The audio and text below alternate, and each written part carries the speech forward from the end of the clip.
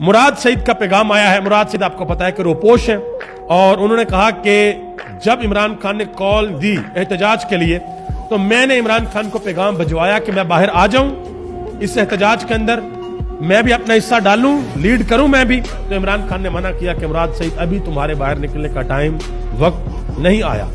اب یہ جو کچھ بھی ہوا, تحریک انصاف نے ایک بڑا پاور شو کیا, لوگ نکلے, احتجاج ہوا, کے پی سے بہت بڑا قافلہ آیا, راستوں میں رکاوٹیں تھیں, عبور کر کے اسلام آباد پہنچے.